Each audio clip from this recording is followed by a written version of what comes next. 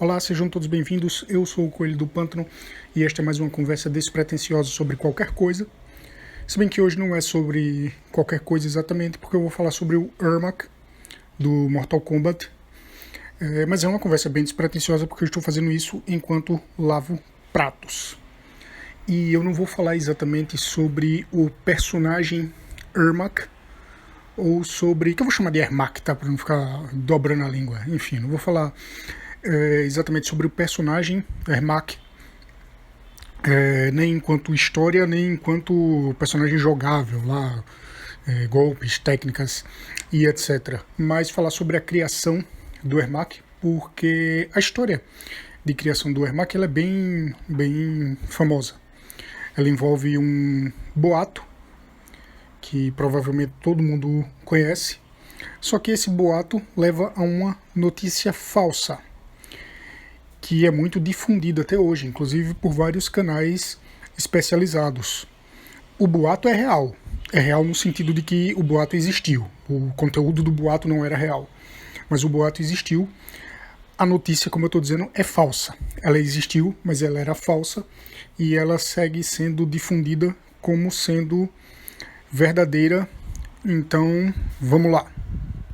E para começar a contar essa história, primeiro é preciso falar no conceito de palette swap, troca de paleta, que é você pegar um sprite de um jogo e apenas mudar a cor, simplesmente mudar a cor. Você mantém o mesmo sprite, o mesmo design, apenas troca a cor desse sprite. E isso era muito utilizado em jogos de videogame dos anos 80 e do começo dos anos 90, da primeira metade dos anos 90, ali até a era 16 bits, porque era uma forma de você poupar trabalho e poupar espaço da memória dos games. A memória era uma coisa muito importante, então pegava um personagem e simplesmente trocava a cor dele.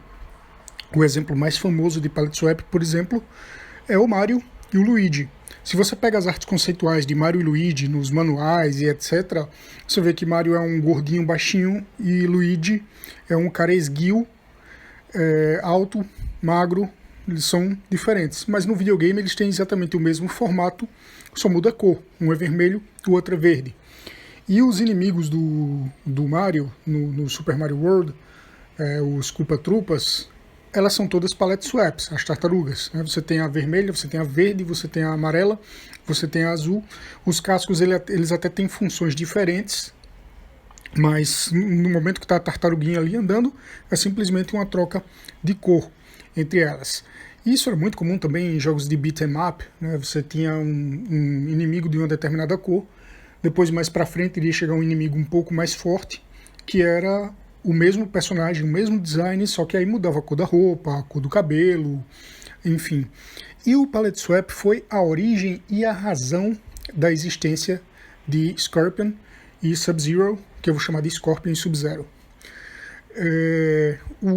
Originalmente era apenas um desses personagens, era o Scorpion. O Daniel Pesina, o ator que interpretou tanto o Scorpion quanto o Sub-Zero, quanto o Johnny Cage e talvez outros personagens do primeiro Mortal Kombat, eu não lembro, do primeiro ou do segundo.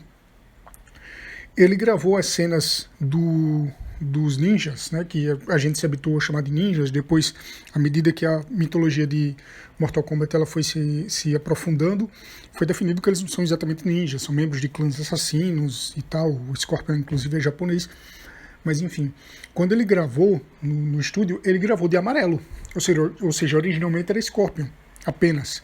Mas o programador, que era o Ed Boon, ele queria inserir mais personagens, só que precisava poupar memória. Aí só fez mudar a cor daquele ninja e virou o Sub-Zero. Mais pra frente ele fez isso também para dar origem ao Reptile e fazer o ninja verde, né, um personagem que não era jogável, um personagem secreto. E mais pra frente eles utilizaram bastante essa questão do palette swap, da troca de paleta com os ninjas. Então no Mortal Kombat 2 você tinha o Scorpion, o Sub-Zero, o Reptile jogável já. Ainda tinha o Smoke, que era um ninja cinza. E tinha o Noob Saibot, que era um ninja totalmente preto. A princípio ele sequer tinha profundidade e era totalmente chapado preto, como se fosse apenas uma sombra, porque é isso que ele era. E mais pra frente, no Ultimate Mortal Kombat 3, né, o Ultimate Mortal Kombat 3, vieram o Rain roxo e o famoso Ermac vermelho. E é interessante você pensar que a cor do ninja ele tem um pouco a ver com o que o ninja faz, ou com o que o ninja é. Então o Sub-Zero azul, ele é o ninja do gelo. O Smoke cinza, ele é o ninja da fumaça. Inclusive ele fica soltando fumaça. O nome dele é Fumaça. E é até interessante que você tem aí dois estágios da matéria. Água, ou gelo, o estado sólido da matéria com Sub-Zero, e o estado gasoso, vapor, que é a fumaça com o Smoke, que também era membro do clã Lin Kuei.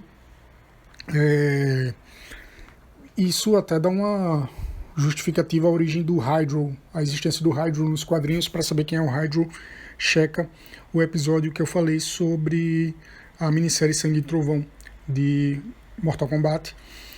E aí você tem o Reptile, que é um réptil, e ele é verde.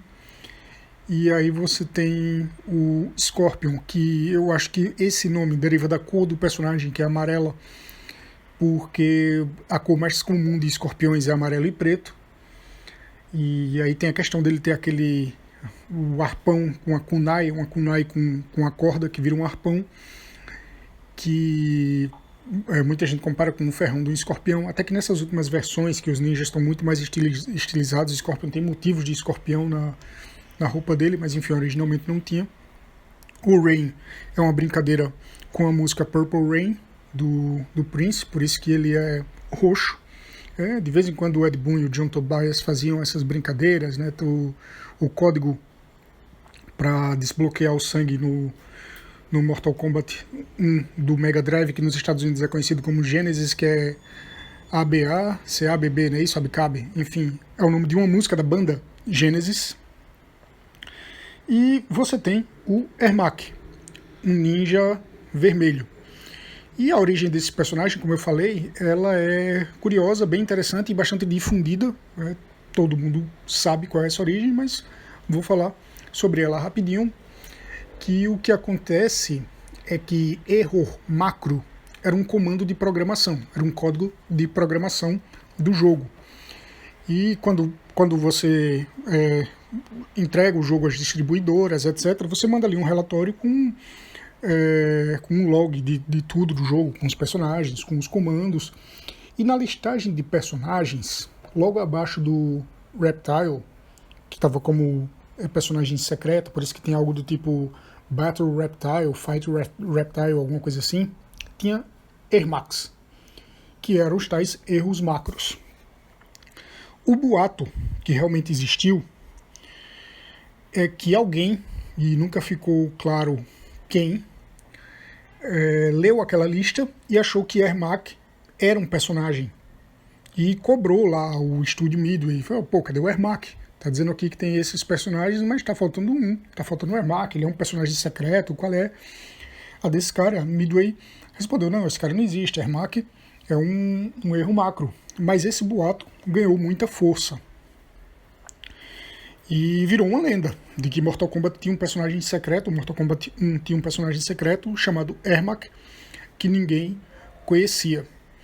Essa parte é bastante difundida e, como eu disse, essa parte do boato, até onde consta, ela é real. O boato realmente existiu, o personagem Ermac não era real, foi confusão da cabeça de alguém, mas o boato realmente aconteceu. E aí que entra um cara chamado Tony Casey. Quem é Tony Casey? Quando eu tive contato com o Ermac, nas revistas de game brasileiro, com o boato do Ermac, já se dizia que Ermac era um ninja vermelho. Era um palette swap, era uma troca de paleta dos ninjas, Sub-Zero, Scorpion, Reptile, só que vermelho. E aí você pensa, por que um ninja vermelho? Por que a pessoa que viu o nome Ermac na lista de códigos do jogo inferiu que seria um ninja vermelho? Que aleatoriedade é essa? Por que ele tirou isso do nada, da cabeça dele? Acontece que o boato já chegou aqui contaminado por uma notícia falsa, digamos assim. E é isso que é muito difundido. Muita gente que fala sobre o Ermac conta essa questão do boato, como eu falei, essa questão aconteceu, e aí ela emenda, e tem muitos canais especializados, canais que sabem muito sobre Mortal Kombat, que conhecem bem a história, que contam muito sobre o jogo, canais muito bons, que os vídeos são muito bons, mas que erram nesse aspecto. Muita gente comenta que o erro macro ele alterava a paleta de cores do Scorpion.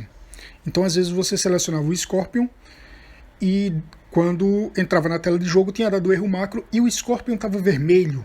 É como se faltasse algo ali na paleta de cores. Se você mexe com programas de manipulação de imagens no computador, você vê que muitas vezes você abre a paleta de cores, você tira alguns elementos e a cor muda. Você não precisa nem pintar o personagem daquela cor. Então acontecia um erro na paleta de cores e deixava o Scorpion vermelho. E para identificar aquele erro, aparecia na barra do personagem Ermac. Então é como se você tivesse desbloqueando um personagem secreto, digamos assim. Se estivesse jogando com um personagem novo, até que você começaria a disputar e perceber que esse personagem era exatamente o Scorpion, com os mesmos golpes, os mesmos movimentos, mas que estava com uma outra cor e um outro erro. E essa versão ela é muito difundida. Inclusive canais grandes, como eu falei. Tem canais, inclusive, que... Não, enfim, eu já chego nessa outra parte. Então, essa versão é muito difundida. O boato do Ermac ele foi causado por um erro de programação que acontecia no jogo e deixava o Scorpion vermelho. A questão é, essa notícia é falsa. Isso não acontecia. Não tinha erro de programação que deixasse o Scorpion vermelho. Isso pode até ter influenciado, sim, os boatos a ponto de terem chegado aqui. Eu já explico por quê, mas esse erro não acontecia. O erro macro ele não tinha nenhuma influência na parte visual do jogo. E aí, a figura do Tony Casey. Porque você tinha, não sei se ainda tem, talvez ainda exista, uma revista de jogos muito famosa nos Estados Unidos, que é a Electronic Gaming Monthly, ou conhecida apenas como EGM, não confundir com IGN, EGM. E em março de 1993, a revista da EGM publicou a carta de uma pessoa identificada como Tony Casey, dizendo que ela descobriu o que era o Ermac. O cara tinha selecionado o Scorpion e quando entrou na tela de jogo, Scorpion estava vermelho e na barra estava o nome Ermac. Ele jogou com Ermac, venceu a luta e tirou uma Polaroid do fim da luta, né? O Ermac na pose de vitória, com o nome Ermac Wins. Polaroid, para quem não está habituado, tem muita gente nova que nasceu já na era das máquinas digitais ou dos celulares com câmera fotográfica. Hoje em dia a câmera fotográfica está muito mais associada a celular do que a instrumento mesmo, pelo menos assim, para o público geral. Polaroid era uma máquina fotográfica que fazia uma revelação instantânea da foto. Você tirava a foto com a Polaroid e ela era revelada e saía na hora da máquina. E a foto passou a ser chamada de Polaroid também, em vez de fotografia instantânea, qualquer coisa do tipo. Na verdade, Polaroid era uma marca, não sei se foi a primeira marca a ter essa tecnologia, mas com toda certeza foi a que ficou mais famosa. Havia outras máquinas que faziam esse mesmo produto, mas Polaroid se tornou um caso típico de nome pelo produto, quando a marca pelo produto, quando a marca é tão famosa que você passa a chamar ela o produto genérico, até similares, até outras marcas, etc. E aí a gente tem casos muito famosos aqui no Brasil, como Bombril, Cotonete, Havaianas, e, enfim, então Gillette. Então esse é o caso da Polaroid. Então o cara tirou uma fotografia instantânea, né, tirou uma Polaroid e mandou para a revista. E estava lá a Polaroid do ninja vermelho levantando a mão, dizendo Ermac wins, né, a foto da tela de televisão que ele tirou. E por que uma foto de uma Polaroid ela tinha tanta credibilidade? Porque como ela era revelada instantaneamente pela máquina, não tinha como você manipular o filme. E aí, de novo, conceito de fotografia que talvez muita gente não esteja habituado. Foto, antigamente você colocava um filme na máquina, você batia as fotos e depois você revelava esse filme, um filme de celuloide que ele gravava ali a imagem fotografada. E muita gente, quando queria manipular uma foto, manipulava o filme. E aí revelava a foto manipulada já. Uma Polaroid, em tese, não tinha como você fazer isso. Então a fotografia daquele cara, do Tony Casey, seria real, o Ermac realmente existe. Só que não. A fotografia era falsa, ela tinha sido manipulada. Como era uma manipulação simples, o cara conseguiu fazer sem problemas. Ele tirou a foto do Scorpion, vencendo o Scorpion Wins, pegou a Polaroid, a foto instantânea, pintou o Scorpion de vermelho, pintou o nome Ermac, sobrenome Scorpion, deixou ali secando, etc. A resolução da Polaroid não era essas coisas, era uma resolução mínima. E aí, com a foto montada e a manipulação imperceptível, ele mandou para a revista e a revista publicou. Essa foto, acho que eu já falei, saiu na edição de março de 93. A EGM ela era famosa por fazer brincadeiras de 1º de abril, nas edições de abril. Por exemplo, o Akuma, o Gouki do Street Fighter, a origem dele vem exatamente de uma brincadeira da EGM, que não vale muito a pena falar aqui, mas enfim, a EGM uma vez publicou screenshots falsos de Ryu enfrentando o mestre dele, que seria Shenlong, que seria um personagem secreto no estágio final do Vega, né, ou Bison, como é mais conhecido por aqui. Seria uma luta ali no estágio final do Bison. O Shenlong chegava, derrotava o Bison e enfrentava o Ryu. Isso era uma mentira. Na própria edição eles admitiram que era uma brincadeira de 1º de abril, mas muita gente não percebeu, difundiu o boato e acabou que a Capcom resolveu fazer algo real com isso aí e criou o Akuma, ou Gouki, que é irmão do mestre do Ryu, o Gouken. Só que no caso dessa foto do Ermac, enviada pelo Tony Casey, supostamente enviada pelo Tony Casey, ela saiu na edição de março e não na de abril, como era tradicional das brincadeiras da EGM. Então é possível que realmente algum leitor tenha enviado essa foto, ou talvez alguém da própria EGM tenha feito essa brincadeira para causar e nunca admitiu. Recentemente até acho que o John Tobias tweetou brincando, perguntando por onde anda o Tony Casey, criador do Ermac. O fato é que com essa brincadeira, os próprios programadores, né, o Ed Boon, os próprios criadores, o Ed Boon, programador, e o John Tobias fizeram uma brincadeira com o Ermac no Mortal Kombat 2, né, tinha lá mensagens de Ermac não existe, ou cadê Ermac? E aí o Ermac foi introduzido como ninja vermelho no Ultimate Mortal Kombat 3. E enfim, vida que segue, se tornou um personagem. É tanto que o nome dele é o único que não tem significado nenhum. Como eu disse, cada nome dos ninjas eles têm um significado. Sub-Zero é o cara do gelo, Reptile é o cara verde, Smoke é o cara da fumaça, Scorpion é um cara amarelo e preto que lança um ferrão, Rain é um cara roxo, como a música do Prince, Purple Rain.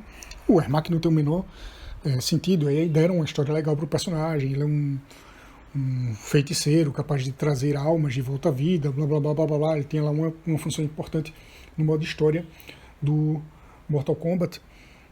O ponto é que, como eu falei, muitos canais difundem essa história do Ermac como realmente esse bug acontecendo. Falam do boato, que é verdade, e falam do bug que deixava Scorpion vermelho, sem explicar que isso era uma notícia falsa. Provavelmente, quando esse boato chegou ao Brasil, já falando que Ermac era um ninja vermelho, é porque isso aí já chegou depois da foto da EGM ser publicada, depois que o boato já falava no ninja vermelho. Então o boato de um ninja vermelho aconteceu, mas ele aconteceu por via de uma notícia falsa, que esses canais não explicam. Como eu disse, tem canal grande. O Érico Borgo falou sobre Mortal Kombat recentemente, e se eu não me engano, nessa questão do Ermac ele deixou em aberto. ele, se eu não me engano, eu teria que conferir, eu não vou fazer isso agora, mas se eu não me engano ele fala algo do tipo, dizem que tinha essa questão da programação, etc, mas ele não afirma. Mas tem muito canal que afirma. E, como eu falei, não é verdade. Eu acho que o Velberan já disse que essa história é conversa. Se eu não me engano, o Velberan, que para mim é o melhor canal de games, o melhor cara que fala sobre games aqui no Brasil, na podosfera brasileira, ele falou do boato, falou do boato da programação e falou que isso é uma conversa. Foi um cara lá que deu uma cagada para a revista da EGM. Tem sim outros canais que eu já vi falando sobre essa questão da programação ser um outro boato, ser uma outra notícia falsa, mas eu vejo muita gente ainda difundindo ela como se fosse verdade. E infelizmente não é. Seria muito legal que fosse, que o personagem tivesse sido criado baseado num erro do primeiro jogo, porque aí até eles poderiam tornar isso algo canônico lá na história. Mas infelizmente não aconteceu. Então é isso. Essa é a história da criação do Ermac, que envolve um boato verdadeiro, por mais que essa afirmação seja contraditória, e uma notícia falsa que foi incorporada ao boato, mas que até hoje segue sendo difundida como se fosse verdadeira. Infelizmente não é, como eu falei, porque seria uma história bem legal. Então, se você escutou até aqui, muito obrigado. Você é foda e até a próxima conversa.